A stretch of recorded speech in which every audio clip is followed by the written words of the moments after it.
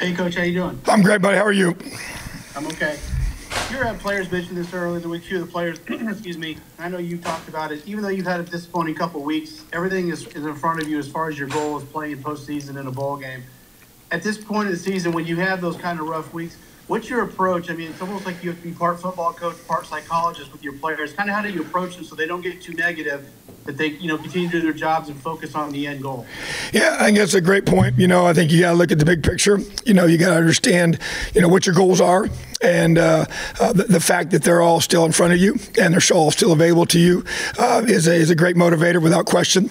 But you can also get caught up in the discouragement of not having recent success here last couple of weeks. And so, bottom line is you have to remind them of what we are, what we do have in front of us, and to be able to focus on the process, the daily process, and the consistency of your preparation and the little things every day to be able to create a change that you're looking for, on game day, which is obviously what the objective is, as a football team. So, I just think it's just keeping them grounded, meeting with some guys one-on-one, you meet with your leaders, having them and go out and impact the team.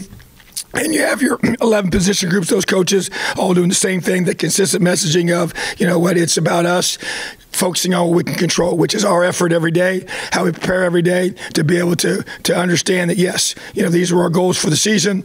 These are out here in front of us, and we got to do everything we can do to be able to keep bringing energy, to have that, grit to you that allows you to just have that perseverance and passion towards those goals. And you just do not get discouraged. You don't doubt yourself.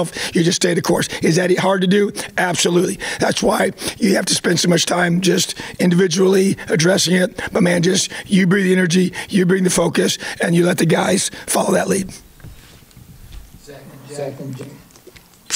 Tom, excuse me, I recognize this may not be a question for this week specifically, but with Dexter, you're kind of in this position where maybe long-term you didn't quite expect to be. You talked about how you thought in all likelihood he'd be out for the year and he was able to move faster, but you also want to protect him and not sort of put him out too early. Are there things that you, whether it's in consult with position coach, with training staff, whatever, are there things that basically you're going to need him to kind of prove to you, to almost check off a list before you can say, okay, we're ready to maybe give you the opportunity for bulk snaps this season?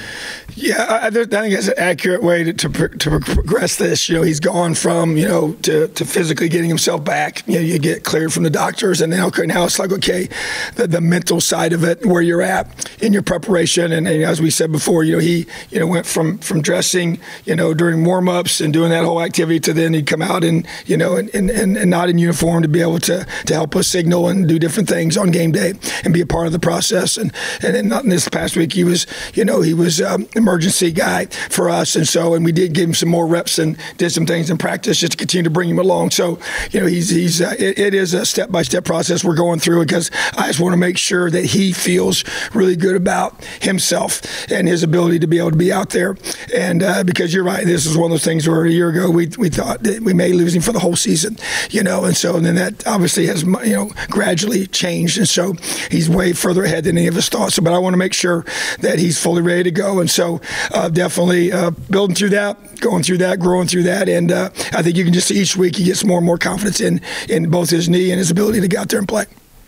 Check, Jim. Hey, Tom. Rutgers ranks towards the top of the Big Ten in a lot of defensive categories this season. Just when you watch them on film, what do you see about how they've had success defensively? Yeah, they got good in the core. They're big and strong, good length at backer. They really are disciplined in their fits. They're pretty simple, they play really hard. They're good tacklers.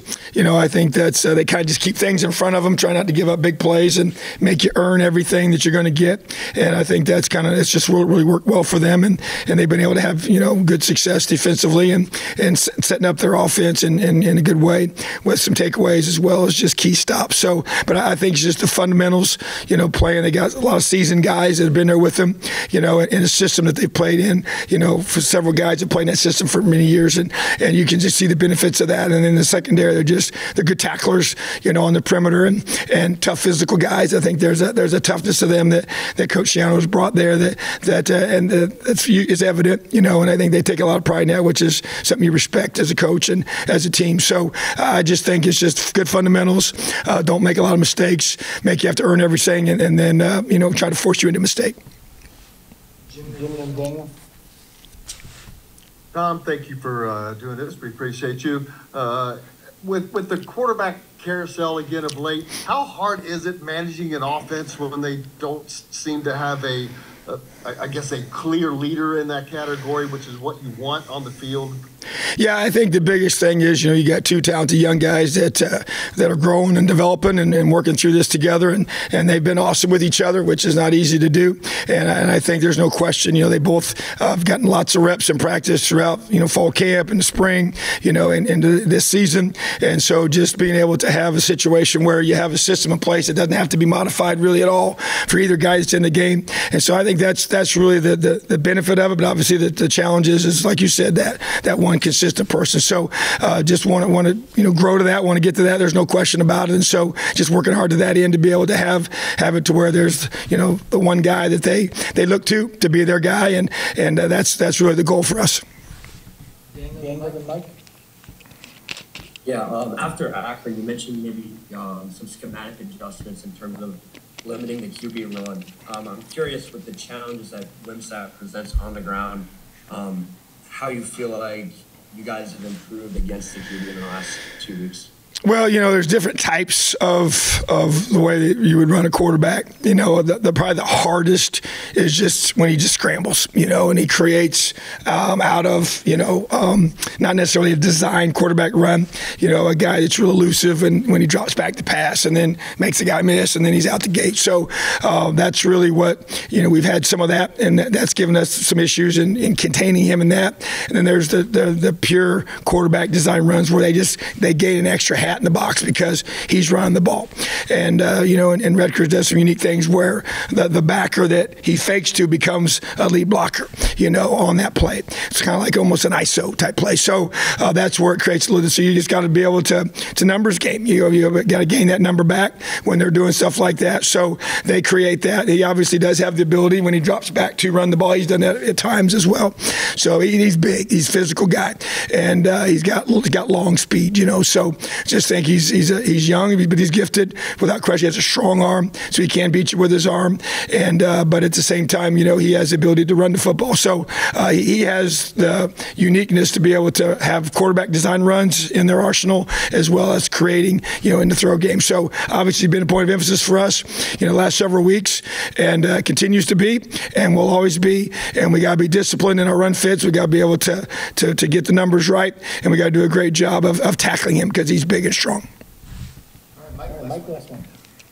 Yeah, Tom, you made a decision about who will start on Saturday, and if you could, what were sort of the deciding factors for you, and go whatever direction you decide to go? Yeah, to me, it's just obviously we know what we're doing with that position, and just be able to have a guy to get out there and play with confidence, and be able to lead our offense and execute and do a great job of putting together a game plan that he feels good with, and can do a great job of allowing us to move down the field and score points. We got to stay on the field. We got to be able to execute in third downs. We got to be smart in those situations. Do a great job of playing good team football and good team defense and good team offense and good team special teams, all three phases working together. So we want that quarterback position, and we're trying to do a great job as a staff to help him and everything we can to help him make good decisions and help him be able to have enough on his plate to be multiple, but also simple enough to be able to allow him to execute at the high level. So we got to move the football on game day on this Saturday, and we got to score points in order to win. Have an awesome day, Elio. One more. Mike, double Mike. All right. Who we got here? Yeah. Hey, Coach, speaking of moving the football, I've heard you talk about tempo a couple of times this week with Rod leading the way here. I know you don't want to give too much away with game plan, but kind of just big picture, where are you philosophically with tempo, with this offense, how it fits with your personnel and maybe complements your defense? Yeah, I think more than that word's an interesting word, that people use and I use, and I think that the thing about it is the multiplicity of it is really, I think, is really what I would love to be able to maximize, as a team, to where you have different tempos that you utilize and use as an offense, and to be able to keep the defense off balance and on their heels in regards to different types of tempo. And that, to me, is really what I see us, building and growing to. And with Coach Carey and I, a lot of our conversations and being able to maximize was for the very reason of what you said, to help complement the defense, complement your personnel, and allow us to be able to maximize it, And so I think that's probably the best way to say it without giving away too many things. But I think that's a great question, and I think it's definitely, the direction we're going. All right, thanks, Tom. All right, there we go. Have a great day, Elio.